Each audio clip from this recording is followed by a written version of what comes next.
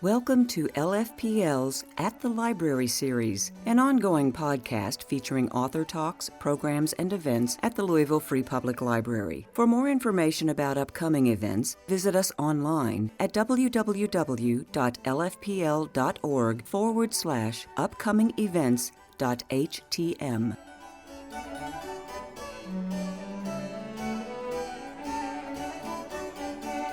Welcome, everyone. Thank you for coming out during your lunch hour. I really appreciate you being here. I'm Bonnie Feldkamp. I'm the opinion editor at the Courier-Journal, and we are presenting this in partnership with the library, which did all the heavy lifting with this beautiful space, and we are really excited to have you here. We are going to start off with the event with Marilyn Harris. I'm just going to read here, Director, Office of Housing and Community Development, and Emily Liu, the Director of Office of Planning. And we thought it would be best to start off the event before we bring Leah Rothstein up, I apologize, to talk about her new book. Maybe we should hear from our city and see exactly what the plans are for happening and what we're doing here. And then we can talk about what we can learn from that, grow from that, and onward with Leah. So I'm going to hand it over to you, both of you. Good afternoon, everyone. I'm Emily Liu with Office of Planning. So glad to see you all. And so the first book is The Color of the Law. I remember when our office first got a copy, everybody wanted to read it. I do not have enough. So I have to buy a second copy. So there's one person, I don't think he's here, Joe Dox, but he needed a book just by himself. So I bought him one. And I'm so glad a follow-up book just published this year, Just Action.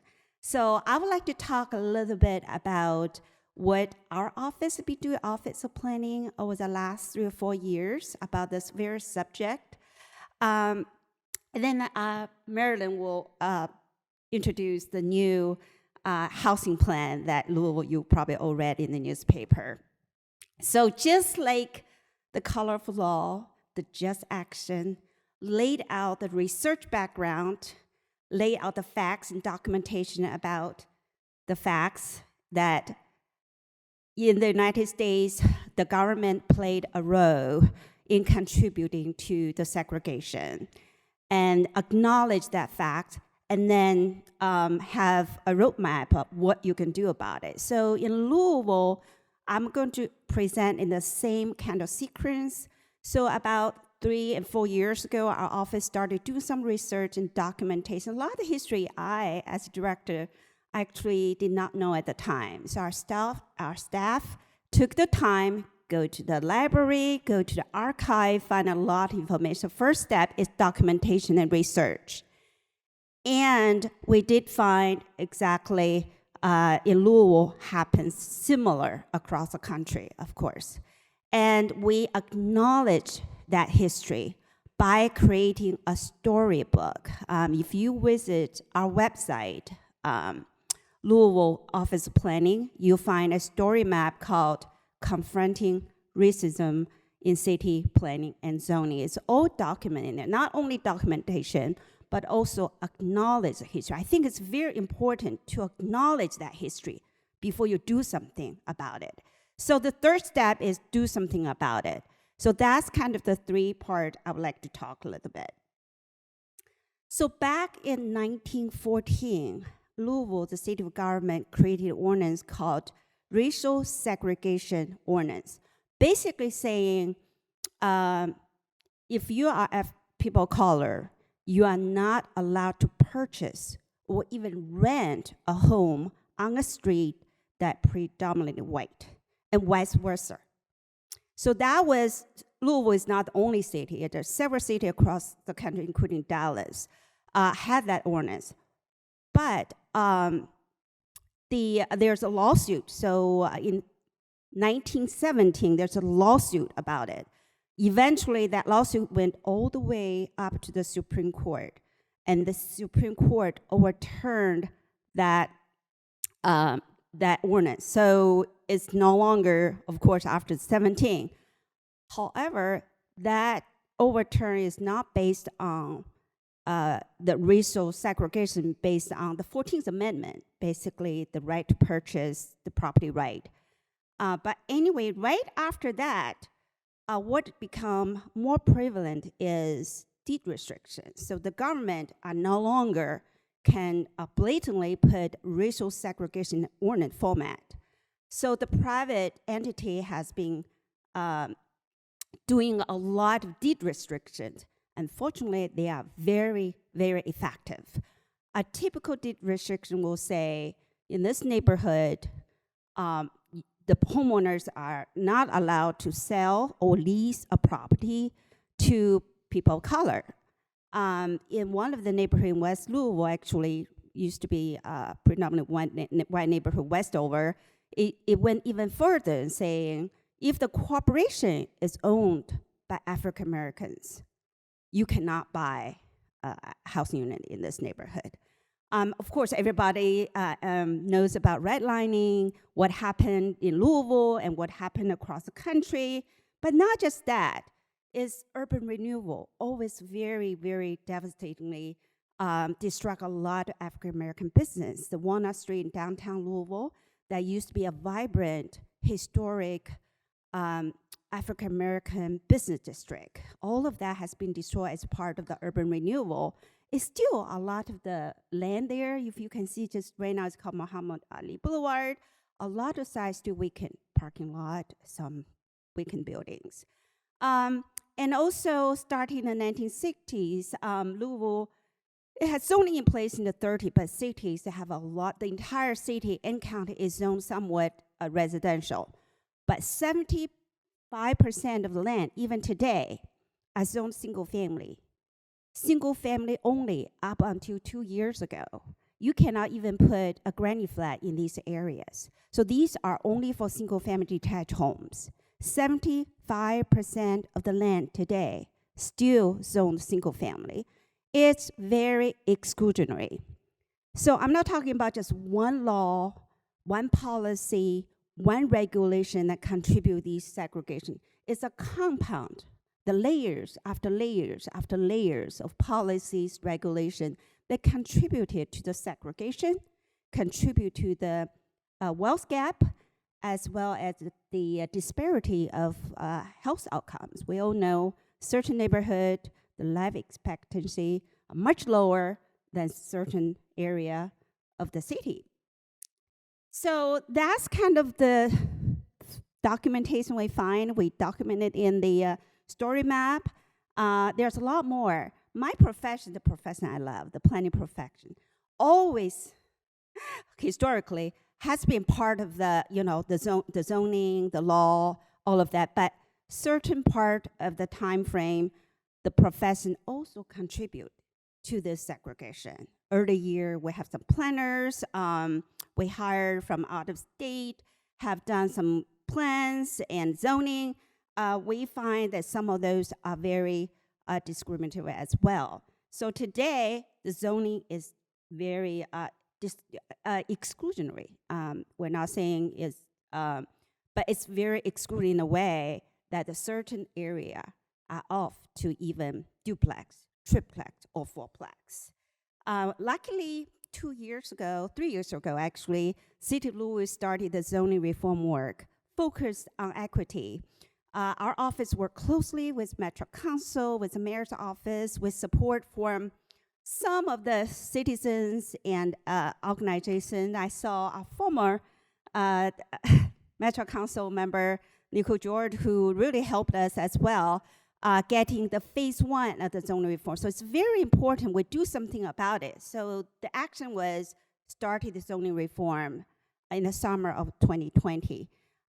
We, at the time, is social justice movement. Also, we have in the middle of the COVID, so we had to be very creative in terms of public engagement. We set up hotlines. We have meetings in the parks. We also are doing a lot of virtual meetings. So we got a lot of feedback from citizens. It's down to 3 different areas. One is housing. There are definitely a lot of things about housing that's not equitable in the Louisville, and we need to do something about it. And also environmental justice area, that's another area. The third one is about the process, how difficult it is to navigate our zoning ordinance. So those are the three ones. So we focused on some easy solution at the time. So come up with 46 different items. 6 of them we call low-hanging fruits. And I'm showing 3 in here, but 6 of them. The first one is accessory dwelling unit. So up until 2 years ago, if you want to build granny flat, we call it accessory dwelling unit, granny dwelling or granny flat, mother-in-law suite, as we call it, you cannot even do it by right. You have to go through this lengthy public hearing, takes months. All the neighbors are notified, and a lot of time just like, I cannot afford to go through the process. I don't want to go through. So the outcome is we have very few accessory dwelling units being built each year in Louisville because the process is really difficult. So we have a public engagement up front about this at the time. We want to see what citizens think about this. We got a tremendous support. Of course, we also got a lot of pushback on this too. But we're trying to address some of the concerns up front. So there are some concerns we just put in there. So after all the public engagement, we drafted the ordinance and sent it to Metro Council. Metro Council adopted 2 years ago. It became effective. Actually, Metro Council passed it 23-3. It's a very good vote for something like this. So that's the first step. And now the accessory dwelling unit is in place. We have seen the application increase tenfold because it's much easier for you to build something for your mother. Right? Stay together. You don't have to drive 15 minutes or 30 minutes to visit your mother.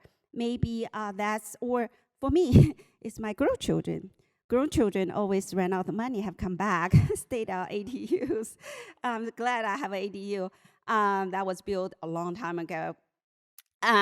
It's very helpful to keep this family. Every time you have a family live in the ADU, that means you free up a house unit somewhere else for somebody else too. So that's very important, whether for your own family or you can rent it out as income. Just last week, have you followed the news? Last week, the federal government changed its policy on this one, saying the Federal Housing Administration will allow you to count your income from that ADU towards your mortgage. Think about that, how expensive it is to own a home here. A lot of people probably can't do it by themselves. For young people trying to own something, they may need help. And that additional income from an ADU can help you qualify for a mortgage. So that's last week, was very exciting.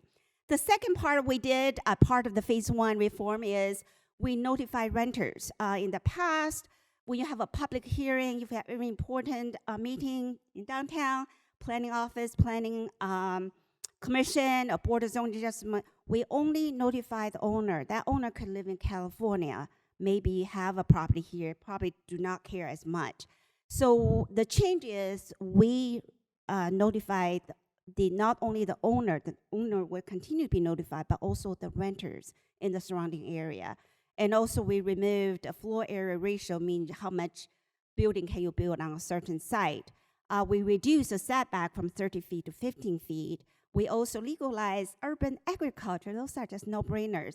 And even duplex. In the past, even though you are zoned multifamily, because your lot is small, your lot is less than 5,000 square feet.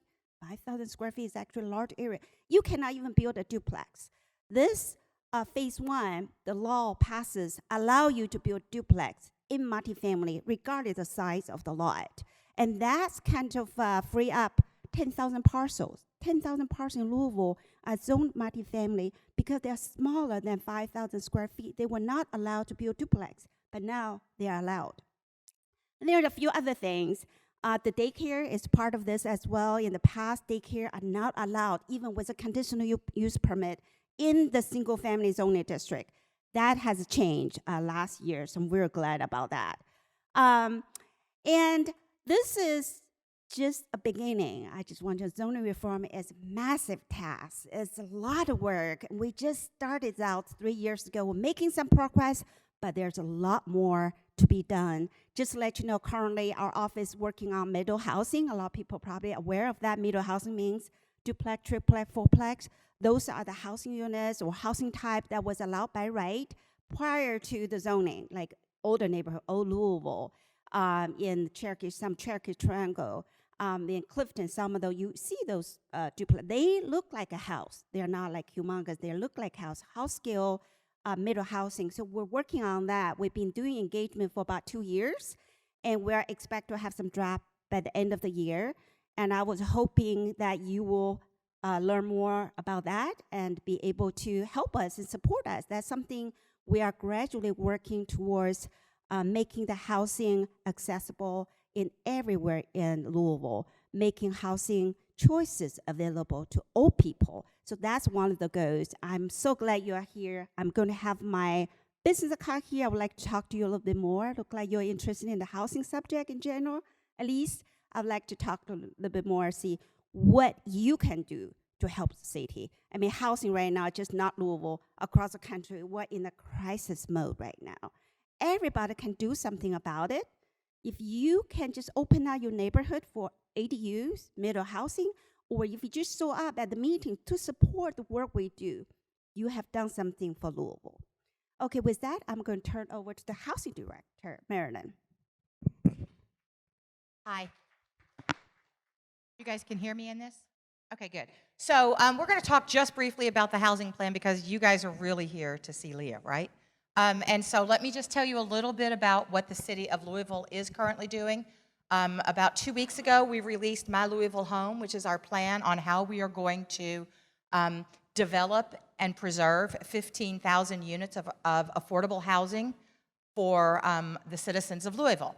And so we're going to do that through various strategies. And those strategies include revising our land development code, working on that. And so, as Emily stated, they've already started working on that. We've been working on that for a couple years. We're also going to increase funding and expansion of the Louisville Affordable Housing Trust Fund. The Housing Trust Fund has done over 5,100 units since its inception, but in the last 2 years alone, it has received more than 60% of its funding. And so we need to keep that going. We need to make sure we keep funding the Affordable Housing Trust Fund so they can do their work. We're going to implement innovative funding techniques and construction methods. And so we're going to tap into things that we haven't tapped into as a city before. And we are going to continue to make sure that we fund single-family home ownership. My Louisville Home is not just about multifamily housing. It is about every housing type, single-family, duplexes, triplexes, quads, smaller buildings, 16 units, 24 units, but also larger units because we have a large percentage of people in our community who are either unhoused or housing burdened. And so we need to do something about that. And then we are going to, as a city, start to incentivize the renovation of vacant land and abandoned properties. And so we're going to work with our land bank and our vacant and abandoned properties team to make sure we get those lots and those properties back into the hands of people that can bring them back into useful life. So we want to create 15,000 units. Many of you know that was the mayor's commitment during the campaign, was to create or preserve 15,000 units of affordable housing. And so we are going to do that. We are working very diligently to do that. That is a huge task. That is a huge task. I can't say that enough. But as we go about doing that, we are going to look at accessing Fair Cloth to RAD, which is a private financing mechanism. It's not used a lot. There's only been about 5 cities in the country right now that have actually done those. But in the city of Louisville, we have 1,927 units that used to be public housing that are no longer, they're not there anymore. And so we are going to try and bring those back under the public housing umbrella, but through private financing. It's a very creative way to do it. We are going to continue to advocate for the state's affordable housing tax credit. I'm going to kind of go through these fairly quickly. We're looking at modular housing. There's no way we can stick build 1,500 units in the next 4.5 years, 3.5 years. It's not possible. And so we are also going to establish a green bank, which will make the development of green infrastructure and green building techniques less risky. So we're going to work on doing that. Again, we're going to continue to provide assistance for down payment and closing costs, but we're also going to support our community land trust, which is launching the first community land trust in the city will be launching in the next maybe 60 days.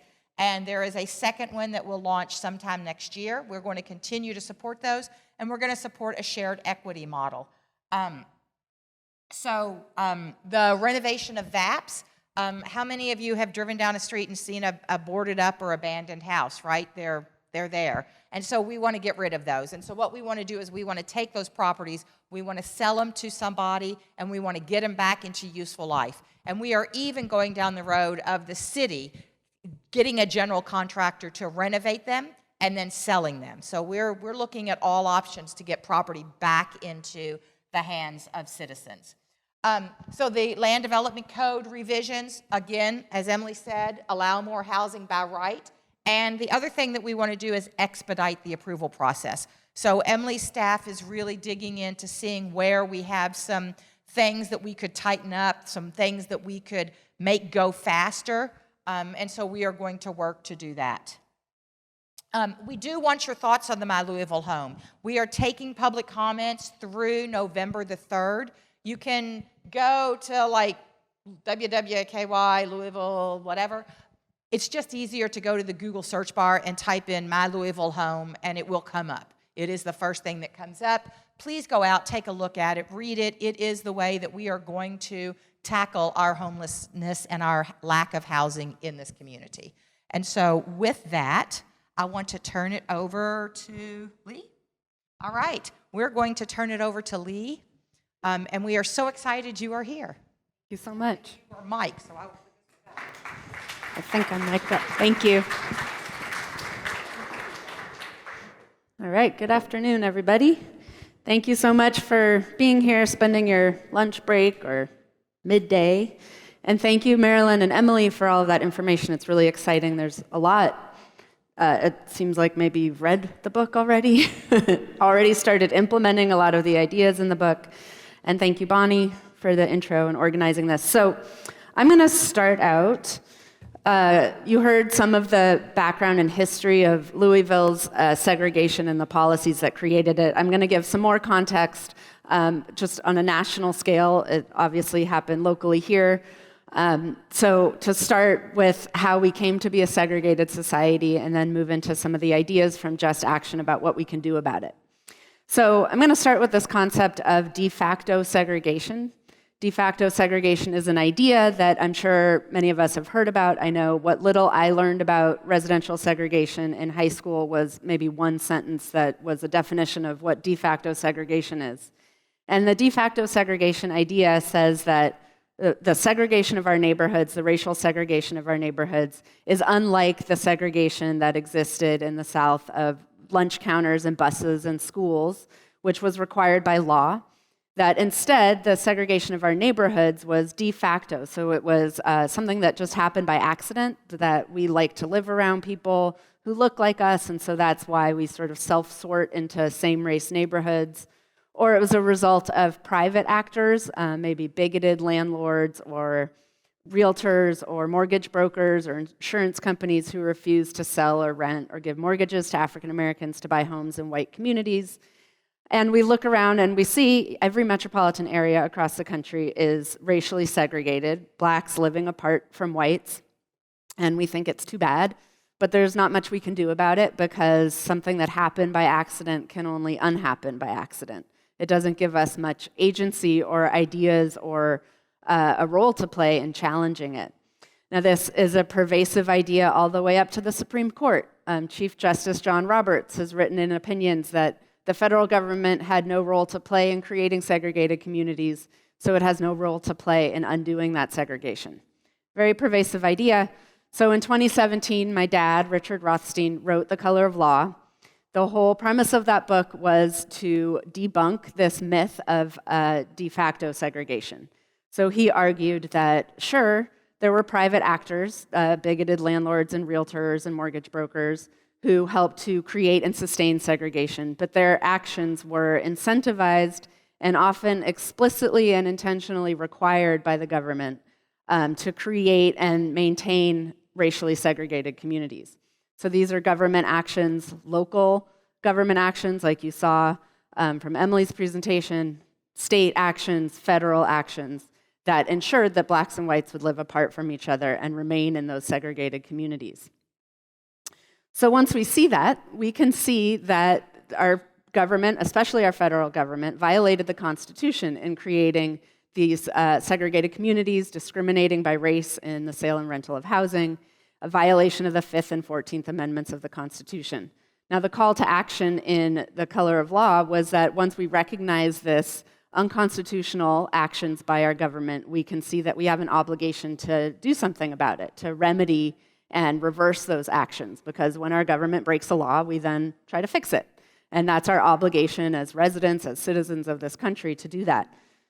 But nobody's really stepped up on a grand scale to remedy the racial segregation of our country. The segregation of blacks and whites is as large as it was in the 60s when the Fair Housing Act was passed, which abolished or made illegal the racial discrimination in the sale and rental of housing. So it hasn't changed much. We haven't really done much on a national scale to challenge this.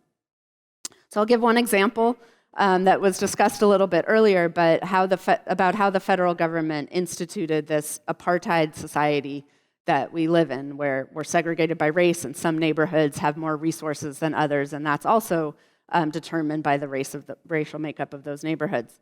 So after World War II, there were millions of war veterans that came home from the war, and they started families. We had the baby boom.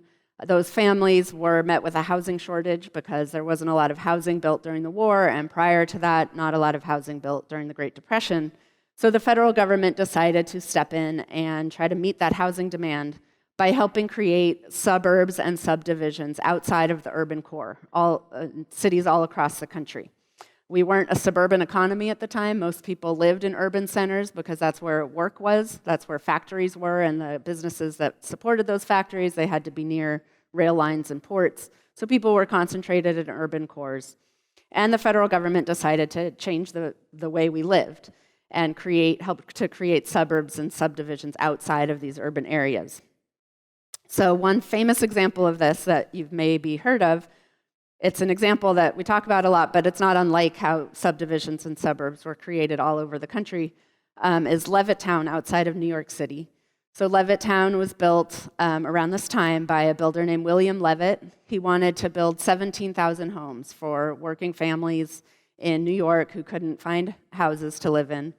And he didn't have the money to build 17,000 homes. He couldn't get a bank loan to build them because it seemed very speculative, slightly crazy. People didn't live in suburbs. He didn't have 17,000 buyers lined up.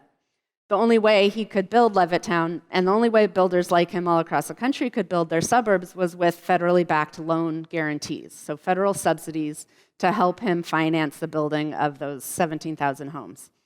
Now, written into the manual of the federal government, it said that in order to provide these federal loan guarantees to builders like William Levitt, the builders had to agree to put restrictions on the deeds of the homes they built that ensured that the homes would only ever be sold or occupied by whites. This was written into the Federal Housing Administration manual. It was explicit, it was intentional. It went even farther to say that the federal government wouldn't help subsidize subdivisions that were located anywhere near where African Americans lived because, and I quote, in the manual, it said it would run the risk of infiltration by inharmonious racial groups.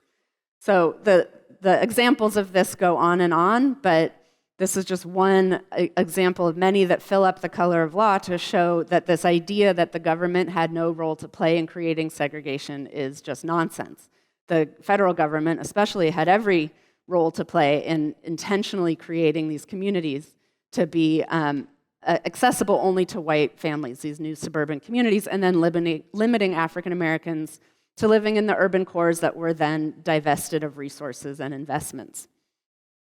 So when Levittown was built and suburbs like it, homes in those developments were affordable to working families. They cost about $100,000 in today's money. That's an affordable home for a family with one or two wage earners. And those families, the white families who bought the homes, if they were veterans, they could get a VA loan with no down payment required.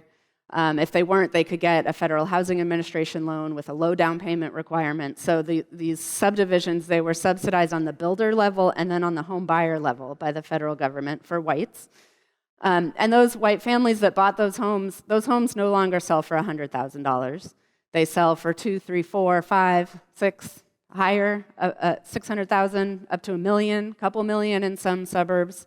And those families the white families who were allowed and assisted by the federal government to buy those homes, they didn't expect buying those homes to be a path to getting rich and accumulating wealth. They just needed a home. But that's what it was. The families accumulated wealth through the appreciation of the values of their homes. Those families could then use that wealth to send their kids to college or enjoy their retirements. Most importantly, to bequeath that wealth to their kids and grandkids to help them buy homes. This was wealth, again, subsidized by the federal government for white families. African American families explicitly prohibited from building wealth in the same way. So that's why today we have the wealth gap that we have between blacks and whites. So there's an income gap where the average household income of African Americans is about 60% of the average household income of whites. This is an issue that should be the subject, if it isn't already, of another book and another talk. A lot we can do about that. But you would think that the wealth gap would be about the same as the income gap. You make about the same amount of money, you can save about the same amount of money.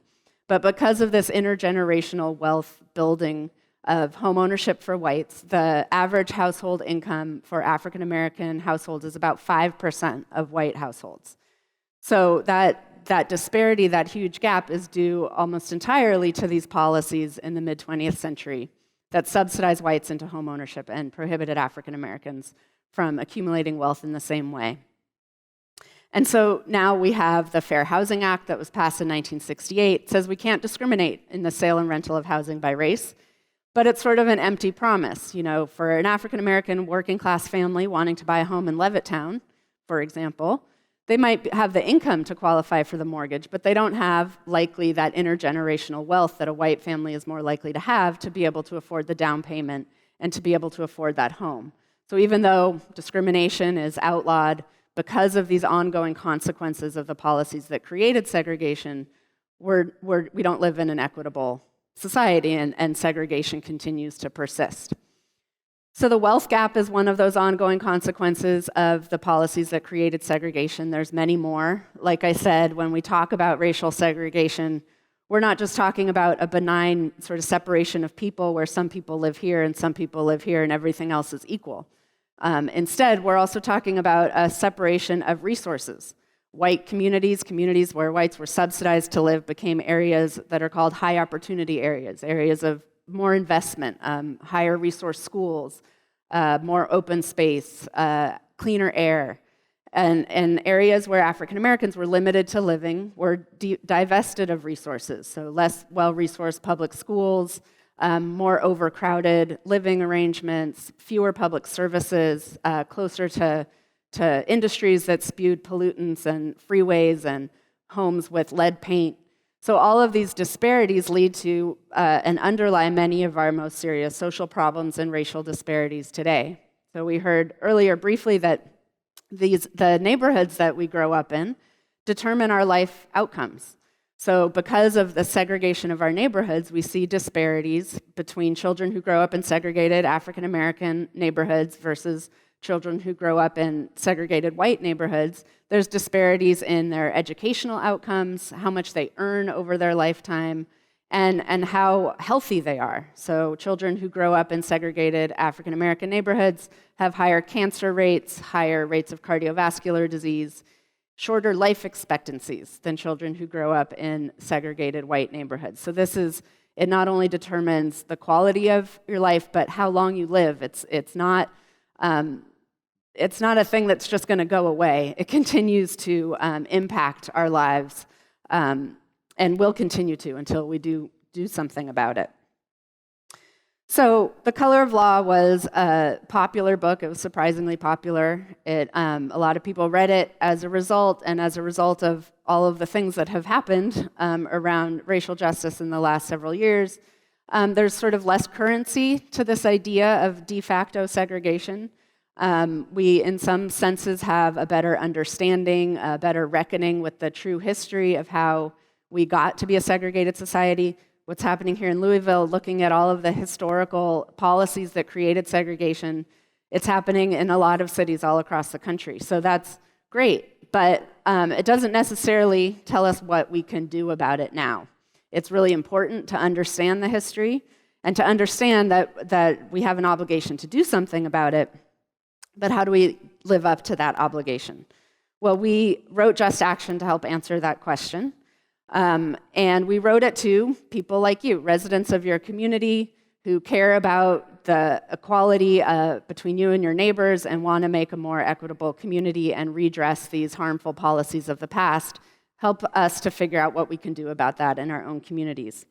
Now, we argue that to do this, to live up to our obligation to redress segregation nationally, we need a reactivated, re-energized civil rights movement all across the country that's taking on these issues. It might seem like we're somewhat on our way to that, or more maybe than in past decades.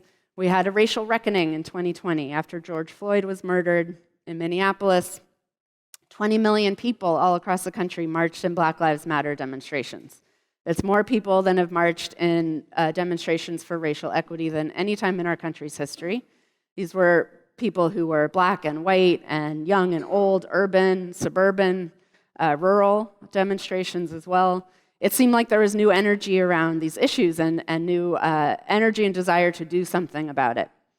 But those 20 million people, many of them went home. Some put lawn signs on their front lawns. Some started book clubs and discussion groups. Some went back to their companies that then hired diversity, equity, and inclusion officers, which they've probably since fired. And they issued letters to their stakeholders denouncing racism and promising to do better in the future. Now, these are all important things to raise our awareness and make sure that the conversation is ongoing in our communities and our companies. But they don't, in and of themselves, the lawn signs and book clubs and letters to shareholders actually make any concrete change in how our communities are made up. And so that's why we need local groups working on these issues, advocating for change. And we argue that these groups should be focusing on local issues. That sure, we're going to need massive interventions and policy change on the federal level to really redress segregation all across the country. But we certainly don't have the political will in the federal government right now to do that. We can hardly have a government right now. So we can't sort of wait for that to happen. But we can create that political will on the local level. And even though the federal government played a major role in creating segregation, once it was created, to a large extent, it's maintained and sustained by local policies. Much like you've heard, the policies that are being changed here to challenge segregation are those policies that sustain and maintain it. So if we want to challenge segregation, we can do that locally by advocating for change on the local level. To do that, we need to start to build groups locally that can advocate for this kind of change. Now, we argue that these groups need to be biracial and multi-ethnic. They need to have leadership that's both black and white and includes all races and ethnicities, because that's the only way we're actually going to build the kind of movement we need to make these changes. Now, we also understand that that can seem daunting. We live in segregated communities, if you haven't gotten that point yet. And so there's not, a lot of people outside of the workplace don't have natural social contact with people of other races to be able to start building these social networks and social capital that they can then use to advocate for change in their local governments. But that doesn't mean that it's impossible. In Just Action, we give a few examples of communities that have taken some extra sort of intentional steps to bring people together from different races, from segregated parts of town, to just start to get to know each other and build social relationships that they could then use to start advocating for change. So it's not impossible, even though it might seem hard. That's sort of another theme of this talk. This all is hard work, but it's not impossible. So once these groups are formed, they often start by learning about the history, like the project happening here in Louisville. Understanding the policies that created segregation is important for activating and understanding what we can do to undo it. Because again, once we see that intentional action created segregation, we can start to see that intentional action can undo it. We don't no longer see it as an accident that's only going to fix itself. We can see that we have a role to play in fixing it. So then, our book, Just Action, it describes dozens and dozens of policies and strategies that local groups can advocate for to help to challenge and redress segregation. Many are happening here already, but I'm speaking to you as residents of your communities so you can help ensure that these kinds of changes that are happening in the city government are accepted in your neighborhoods, are supported, and that you come out and help make sure that these changes are enacted and more. And I'll give some examples that some touch on what's already happening and some add to it. So when we talk about the redress of segregation, the policies and strategies to redress segregation, I mean two things. One is we want to change the policies and programs that continue to maintain and sustain segregated communities. So we want to ensure that looking forward, we create integrated communities and we challenge the ongoing segregation. We also want to look to the past and ensure that we address the disparities that exist because of segregation. So like the wealth gap I talked about, we need to sort of address the causes, that's looking to the future, and the consequences of segregation if we want to truly redress segregation and remedy the harms that our government caused in creating it. So to do that, we talk about policies and strategies that mostly fit into two main categories. The first category are those policies and strategies that aim to increase investments and resources in lower income segregated African American neighborhoods. This is where the concentration of poverty is the direct result of government-sponsored segregation. So to remedy that government-sponsored segregation and the consequences of that, we want to make those neighborhoods areas of higher investment, more resources, more higher opportunity, as it's called in housing policy language. So more bank branches, more grocery stores, more housing opportunities. And then we also understand that when that happens, often in lower income neighborhoods, when investments increase, often housing prices rise. People with higher incomes, whiter people, want to move in. Gentrification occurs, and the longtime residents of those communities are forced out. They're priced out of their homes. So these strategies to increase investments need to be coupled with strategies that prevent some of that displacement from occurring. So that can be things like controlling how fast rents can increase so that tenants aren't forced out of their homes by landlords jacking up the rents so they can get their lower paying tenants out and bring higher paying tenants in. Just cause eviction ordinances. These are all things you could support on the local level. Just cause eviction ordinances give landlords only a few reasons. They can only evict tenants for just cause, like failure to pay rent, massive property damage. They can't come up with some reason to evict their tenant just so they can get a higher paying tenant in. Inclusionary zoning is an important policy where in neighborhoods where new housing development is happening, inclusionary zoning, again adopted through the zoning code by the local government, requires that some of the units in those new developments are reserved as affordable for lower income or moderate income families. And the costs of that is borne by the developer. It's a cost of developing in the city. So that's a way of ensuring that as new development happens in a gentrifying community, that some of that new development is accessible to the people who have lived in that community for a long time. Another strategy I'll go into a little more detail on, which sounds like is just getting started here, is a community land trust.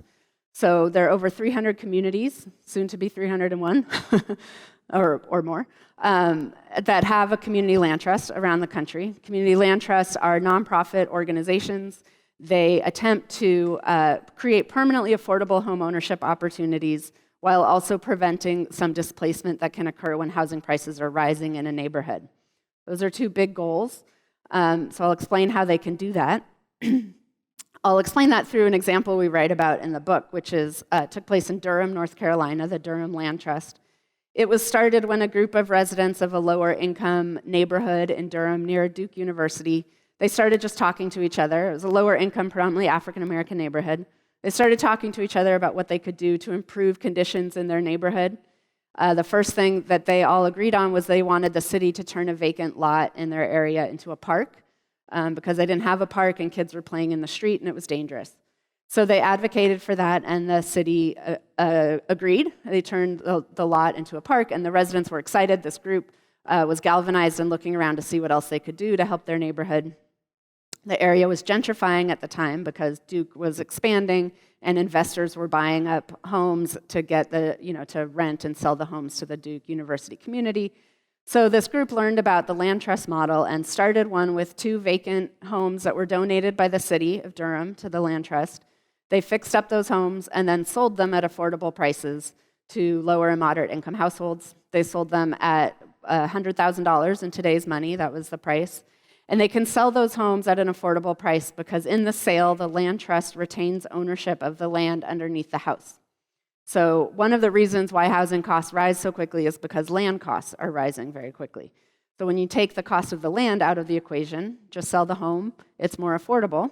And then the homeowner, they lease the land from the land trust and they own the home like any other homeowner.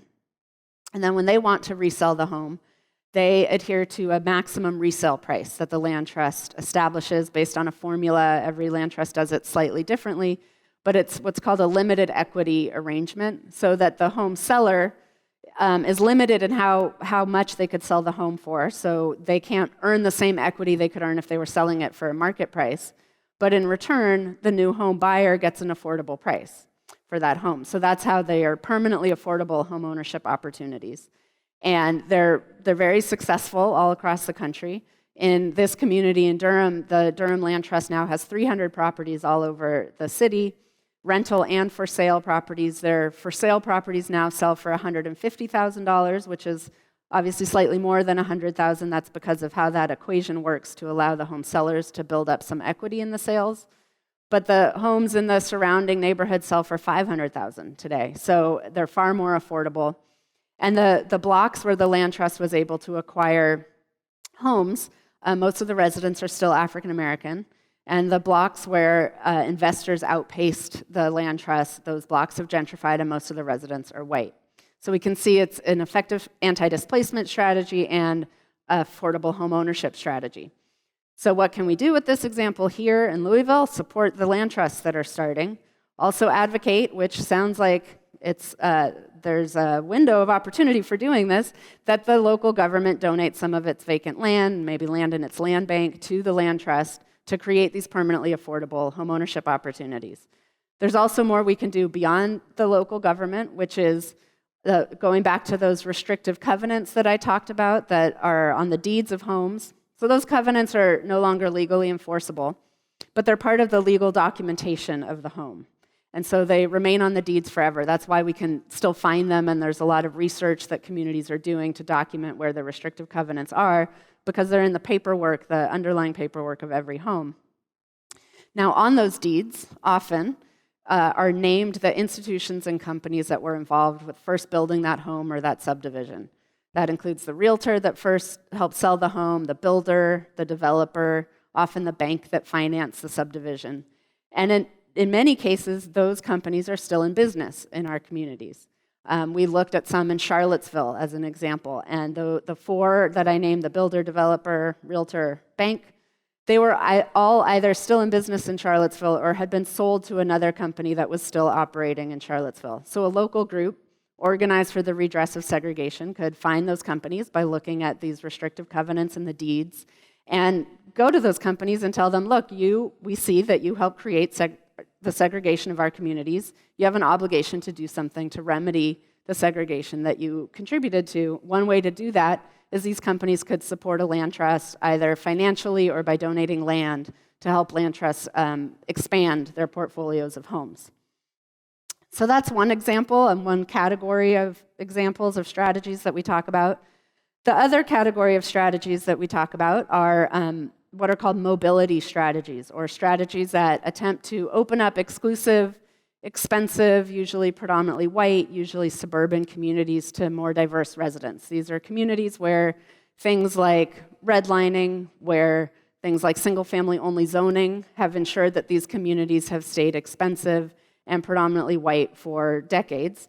And so in order to redress segregation, we want to open up those communities to more diverse residents and help people who've been excluded from those communities buy or rent in those communities in order to diversify them.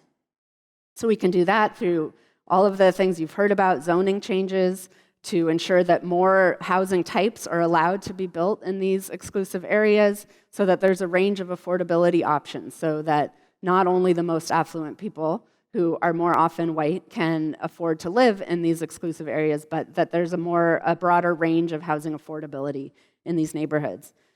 Also, subsidies for buying or renting in these areas. Down payment assistance programs are hugely important to address that wealth gap I talked about so that African American families can buy homes without the intergenerational wealth that they lack. So down payment assistance helps address that issue. And building housing in these communities, not only for the market rate, sort of very wealthy and government subsidized, very low income, but also middle income housing, which you heard about as well. Hugely important to address the need because we have this misconception in this country that all African Americans are poor. And so if we want to address housing for African Americans, we need more low income housing. So African Americans are disproportionately poor compared to whites, but most African Americans are not poor. They're middle income. And in most communities, there's not a lot of housing that's affordable to middle income families and households. There's market rate housing and there's subsidized low income housing, but not a lot in the middle. So if we want to truly diversify communities, we have to address the full range of housing needs. So one example I'll go into a little more detail involves the Section 8 Housing Choice Voucher Program. So this is a federally funded program funded through HUD, the Department of Housing and Urban Development, and it's administered by local public housing authorities. It provides a rental subsidy to 2 million low-income families, disproportionately African American families, to be able to rent units in the private market. So I'll just keep giving ideas for the next book and the next talk, so this program is hugely underfunded. Only a quarter of households who are eligible for Section 8 actually get a Section 8 voucher, but 2 million do get Section 8, and so that's a lot of people, and we should be concerned with how the program is run to ensure that it works the way it should. So most of us, we want to live in these areas of high opportunity, well-resourced public schools, access to open space, retail, jobs, transportation. And the Section 8 program, when it was established, had the intention and the potential to allow low-income families to live in these kinds of neighborhoods because unlike public housing where the benefit comes tied to a building or a unit, with the Section 8 Housing Choice Voucher Program, you get a voucher to rent anywhere in the private market in the jurisdiction of your housing authority. So it had the potential to allow mobility for Section 8 lower-income tenants. But only 5% of Section 8 tenants use their voucher to rent in higher opportunity communities. 5%, that's a very small number.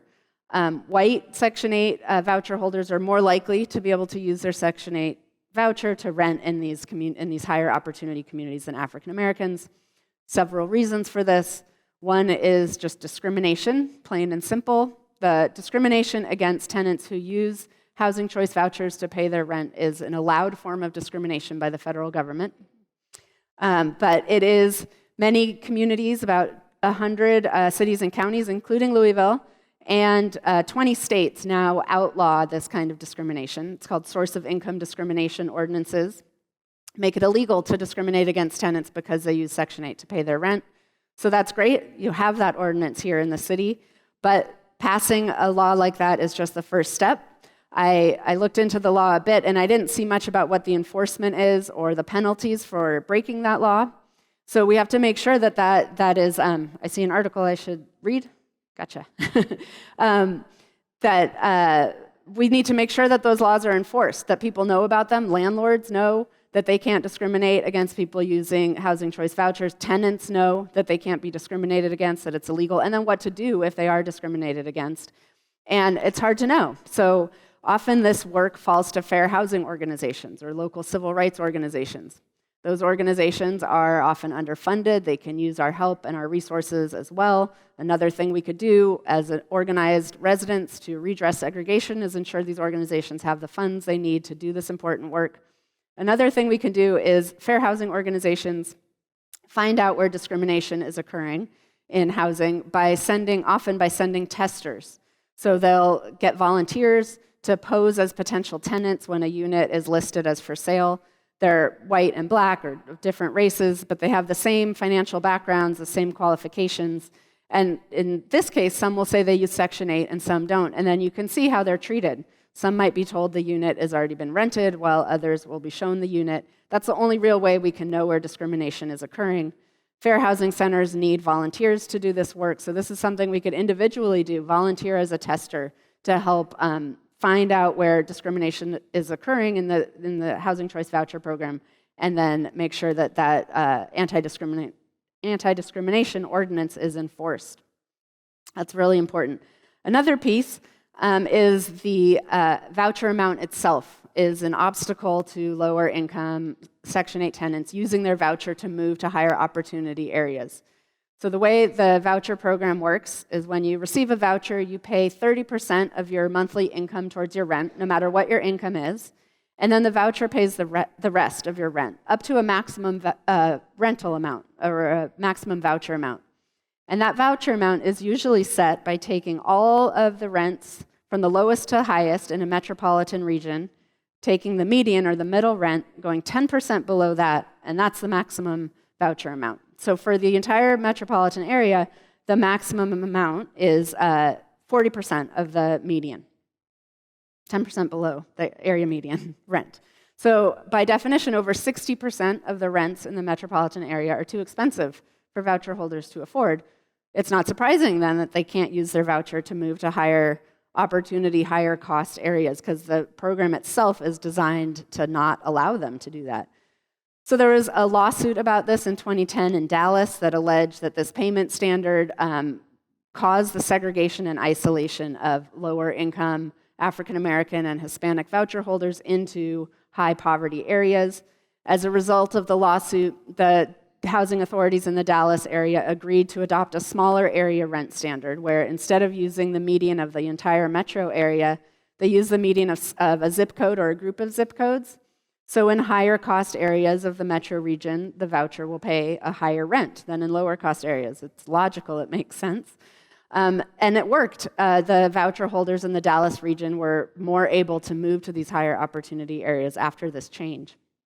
So then after that, HUD started to require 24 metropolitan areas, and as of yesterday, added 41 more. So now there's 65 metropolitan areas around the country that are required to use these small area rent standards. The Louisville metro area, as of yesterday, will be required to use these small area rent standards starting, I think, January 2025. They have to implement it. So that's a great change that will affect voucher holders here immensely. It means that those voucher holders will be able to pay a higher rent in higher cost areas of this region than in lower cost areas, and that's great. So as residents concerned about this issue, we can sort of stay in touch with the housing authority, make sure that they implement this change faithfully when it's required in about a year. And the other piece of it is, even so now Louisville will have all of the pieces in place: an anti-discrimination ordinance, the small area rent standards, but there's still going to be landlords who refuse to rent to voucher holders or who try to get around these rules by finding loopholes in them. And so as residents of our community, we need to ensure that we're monitoring that if we know landlords, if we are landlords, that we help dispel some of the myths about Section 8 and ensure that landlords are participating fairly and faithfully in this program, and help the housing authority implement these changes so that they can really have an effect when they take place. So those are the two main categories of strategies we talk about in Just Action. And then I'll just really briefly, we also talk about some, because you make categories and not everything fits in them. And so there's a lot of strategies we talk about that sort of span both the lower income segregated and higher income segregated neighborhoods. And a lot of those have to do with increasing home ownership opportunities for African Americans in all types of neighborhoods. So that includes things like the down payment assistance I talked about, home ownership counseling and education, subsidies for buying into homes. Banks have the authority from the federal government since the 1970s to provide assistance programs like down payment assistance or favorable mortgages targeted by race if they can do a study proving that that race has been disadvantaged by the financial industry in the past. It's not hard to prove that. Banks only recently, only in the last couple of years, have started using this authority. It's called a special purpose credit program. It allows a race-specific remedy for the harms that the financial industry has wreaked on the African American community. So banks should be adopting these programs to provide targeted down payment assistance to African American households, for example. Washington State just passed a law to start the study to be able to provide that kind of down payment assistance to to those who are excluded from home ownership through their racially restrictive covenants all across the state. It's the first state to adopt such a program. It's exciting. In this time when everybody thinks we can't adopt race-specific policies and remedies, this is an example of a state that's doing the opposite and it had success. It passed through the legislature the first time they tried, with a huge backing of support from the community. So it's a great example we should all be watching. One quick example about the home ownership issue that I'm not sure if you all are familiar with, but it's a way that African Americans are kept out of home ownership that is less obvious than those racially restrictive covenants I talked about and more pertinent to today. So this is the credit scoring system. So we all think of the credit scoring system as an objective rating of your future likelihood of paying a debt, and we think it's an algorithm, it's math, it must be true.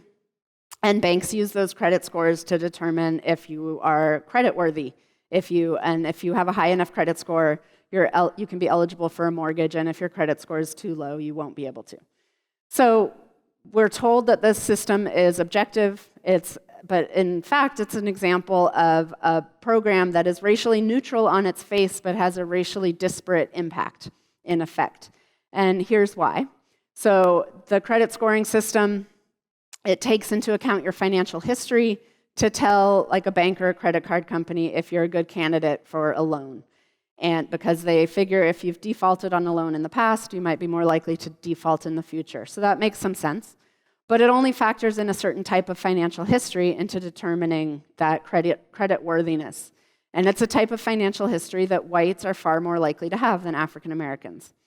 And there's some reasons for that. One is that African American neighborhoods of all socioeconomic ranges have fewer bank branches than similar white neighborhoods, because financial redlining still occurs and banks don't locate their branches in neighborhoods that are not predominantly white often. Now, there's other things we could do about that. There's another chapter on that in the book. But because there's no bank branches in your neighborhood, what are you going to do? You often have to rely on things like check cashing or payday lenders.